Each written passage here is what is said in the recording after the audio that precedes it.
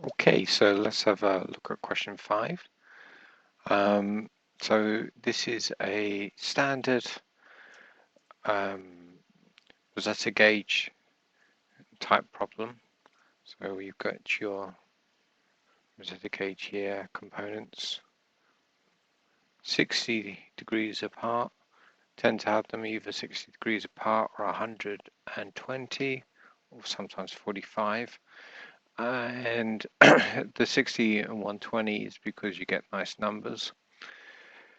Right, so we are going to do some transformations. I'm going to need my equations from the formula sheet.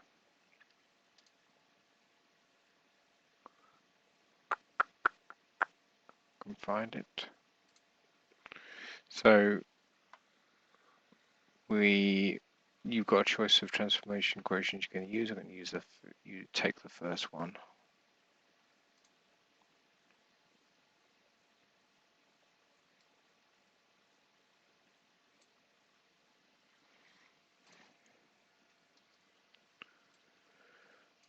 Okay, so that will pretty much get me most places. And this question is first asking us to find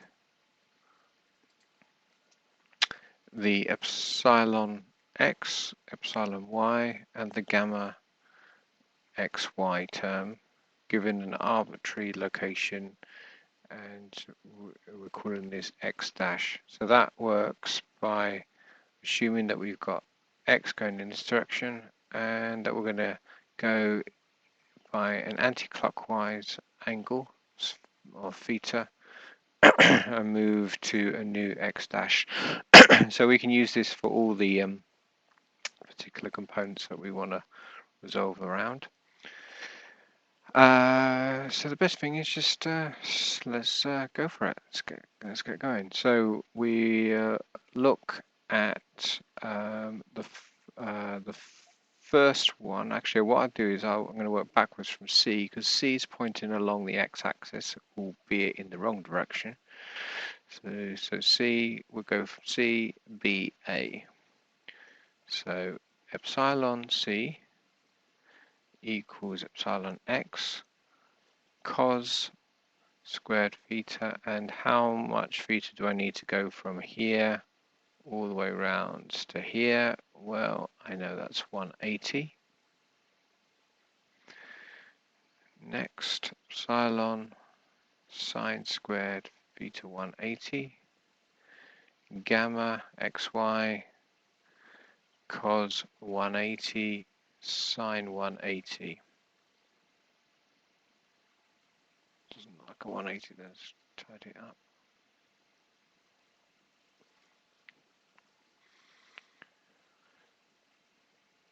Right, so obviously, hopefully you know that sine 180 is 0. I've set my calculators to degrees. So so this term here is going to go to 0. This term here will go to 0.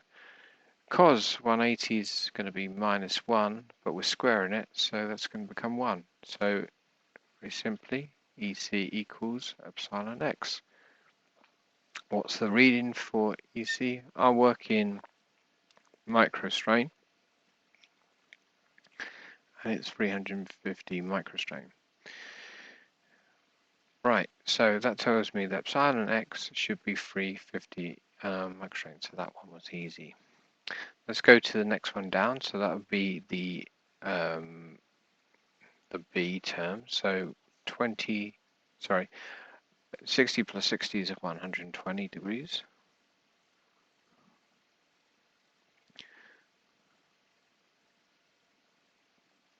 So you get the same idea. We're going to use the same equation.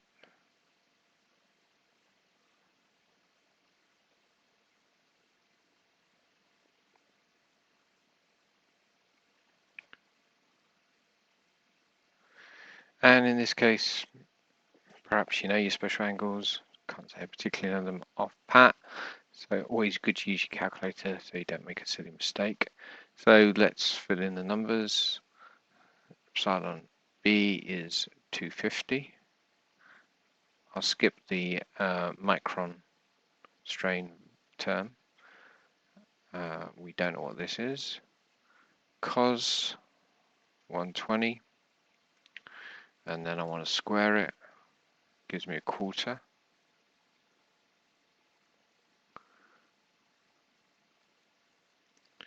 Sine 120, then I want to square it.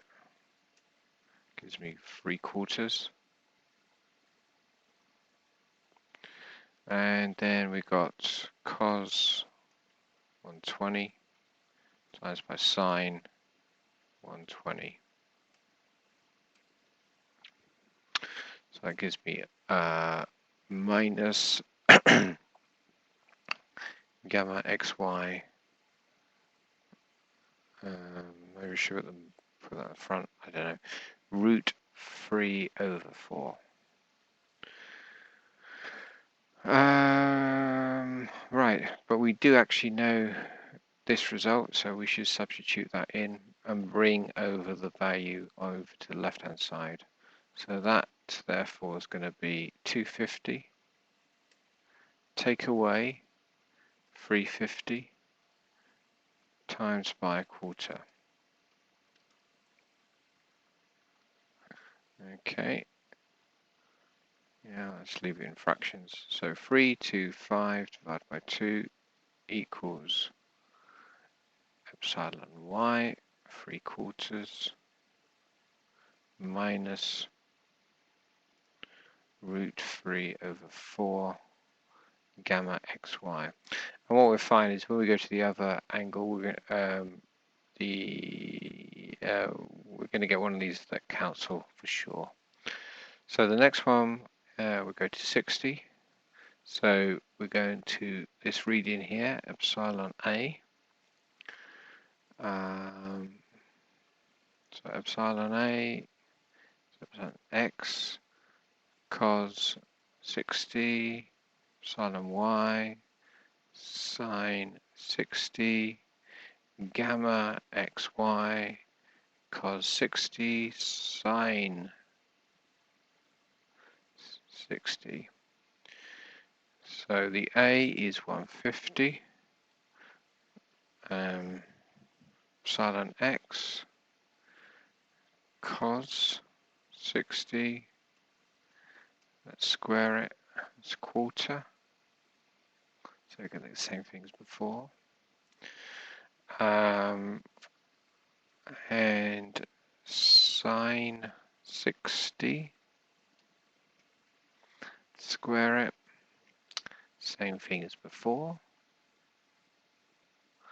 and the only thing that's going to change is the sign for the last term. That's the advantage of using 60s and 120 displacements. So last one, I'll put it in anyway. So the last one is going to be cos 60 times sine 60, and that's going to be a plus root 3/4 gamma xy. Should be labeling up my equations. Equation 1, equation 2, and here let's substitute the epsilon x, so the 350 term in, take it over to the left hand side, so 150, take away 350 times by a quarter, or divide by 4. Okay, so that's 125/2 epsilon 3/4 plus root 3/4 gamma xy, equation 3. So very straightforward here. You can just take equation 2 plus equation 3. A lot of algebra, this equation, this problem. And the gamma terms will cancel. So 325 divided by, what's it divided by 2? Let me double check that. So 250, take away 350, divide by 4. It was. So 325, we're going to plus 125 divided by 2. So that gives me 225 on the left-hand side. These two terms, add them together. And that's going to give me, you can do that in my head, hopefully, 3 over 2. Therefore, epsilon y equals times by 2 divided by 3, 150. Okie dokie. So got that term, and they're all nice. So just need to go back to either equation 2 or 3 to find the gamma term now. So let's use equation 3. So 125 divided by 2, take away 150 times by 3 divided by 4 equals what? Minus 50 equals root 3 over 4 gamma xy. Therefore, gamma xy equals times by 4 divided by, unfortunately we get a horrible number, root 3. So minus 115 to 56 fig 47. Okay, so that's a lot of the question done there. The next thing is find the principal strains.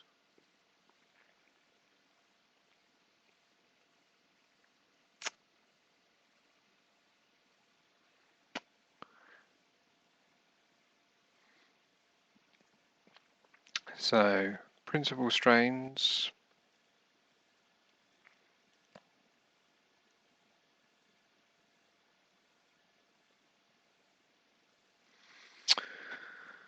certainly we're going to look for epsilon max and min.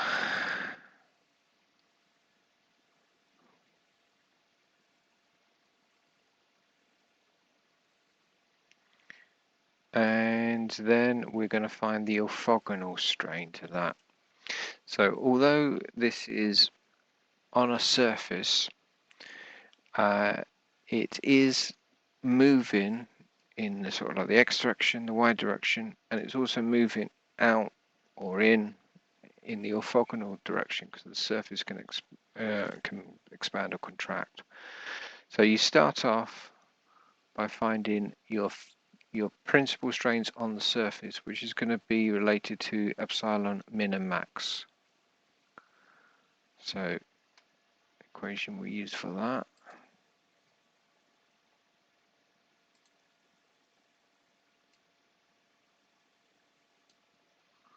Let's try and grab that again.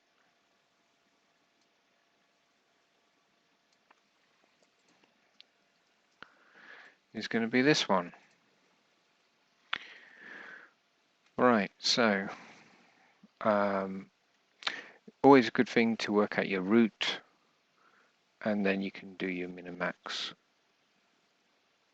Next line, so min max equals, so your x is 350, your y is 150.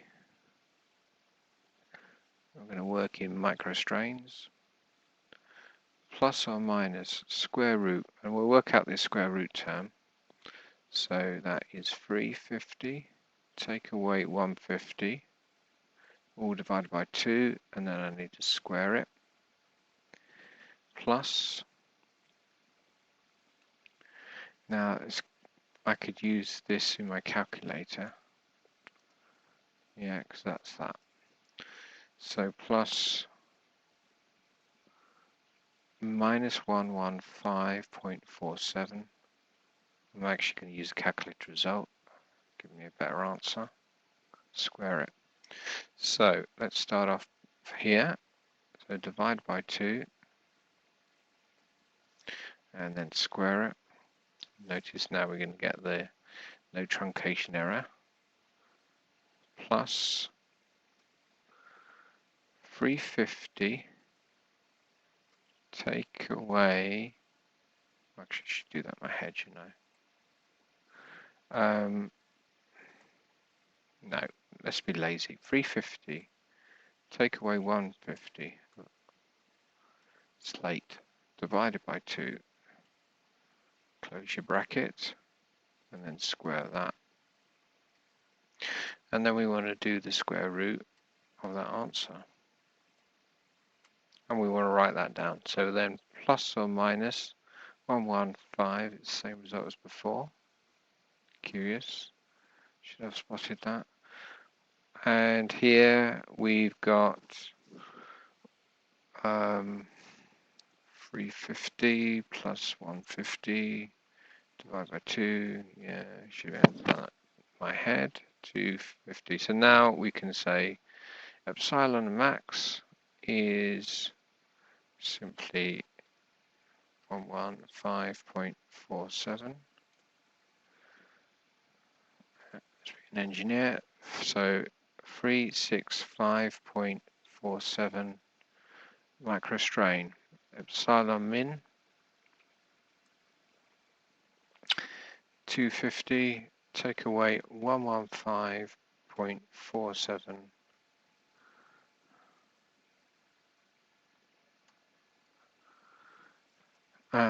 is 134.53 microstrain. So the next thing is, how do I work out what the strain is going in or out? And here you're using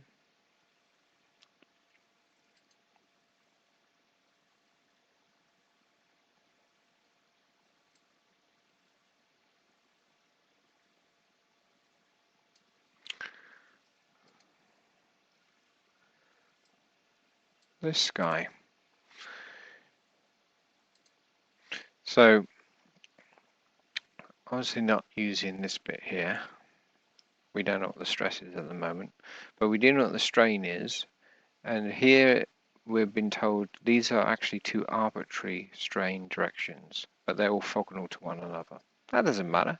My strain max and min are orthogonal to one another, so I can let epsilon A equal epsilon max and epsilon B equal epsilon min. And then that will give me the strain that's orthogonal to these two terms, which is epsilon C. So epsilon, and I should call this, I'm wondering if I should call it epsilon Z. So I need to know what the Poisson's ratio is. That's 0.3.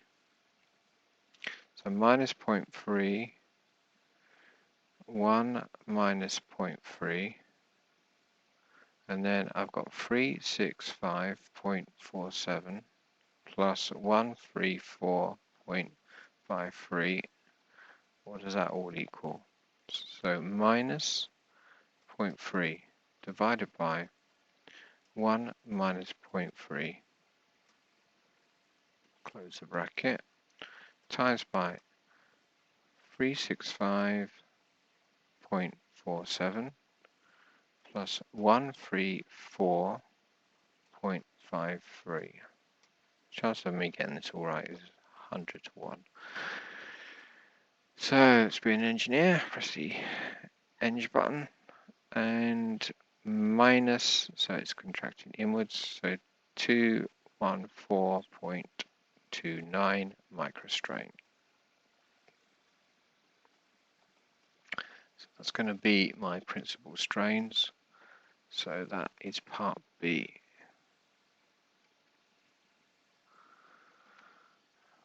the reading of the gauge D.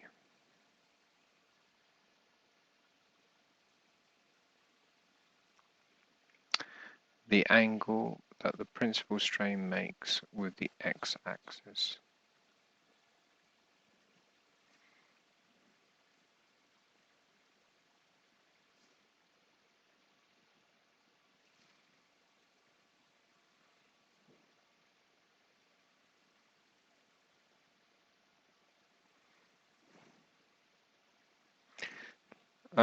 Let's try using either equation for C just to see if either one is easier. So for part C, we'll try both.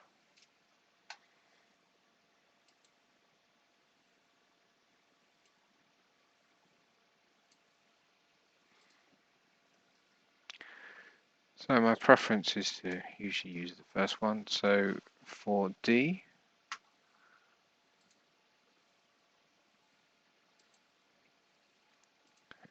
we've going positive 45. So we're going, convention is to go anti-clockwise. So this should be a minus 45. So if we use the top one, let's try either, see which one's quicker. So using one, we've got epsilon D equals epsilon X. So we found that to be 350.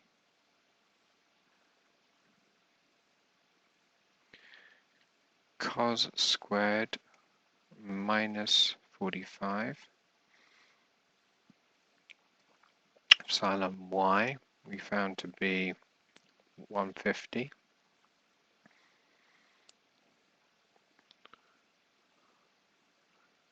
Squared minus 45. And the gamma term 11547 minus 11547 cos minus 45 sine minus 45. So 350 times cos minus 45, square it, plus 150 times sine minus 45, square it, minus 115.47 times cos minus 45 times sine minus 45 gives me 307.735 microstrain. So if we used equation 2, epsilon D, then that would be 350 plus 150 over 2 plus 350 over 1, take away 150 over 2 cos minus 90 minus 115.47 over 2 sine minus 90. Okay, so 350 plus 150. It's a bit awkward, I need to be using brackets. 350 plus 150 by 2 plus 350 minus 150 divided by 2 times by cos minus 90 minus 115.47 divided by 2 times sine minus 90. I'm not thinking about anything here, what the values are. I'm just going to let my calculator do all the work for me. So 307.735. Okay, so on the whole, I find using equation 1 easier, I think. Anyway, so you could use either equation to solve part C. The angle that the principal strain makes with the x-axis. Okay, so you're looking for something which has got a P in it for principal, and because it's principal strain, we don't have any stress values. There's only one we can use, which would be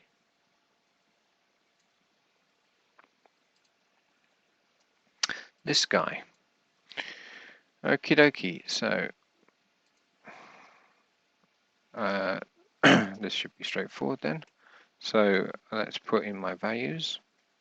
So my gamma is minus 115.47, where you're working in microstrain, so I can drop the units. X is 350, Y is 150.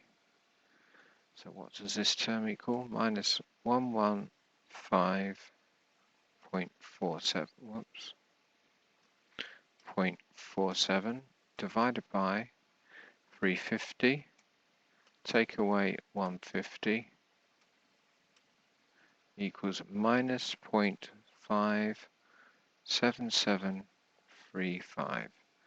So therefore, 2 theta P, so that's your principal strain angle, equals tan inverse of this. Remember, I've set my calculator to be in degrees here. So shift inverse tan, the answer gives me, obviously it should be minus 30. Okay, and that's not completely done here, so we need to divide through by 2. So divide by 2, minus 15 degrees. Okay, so that's it.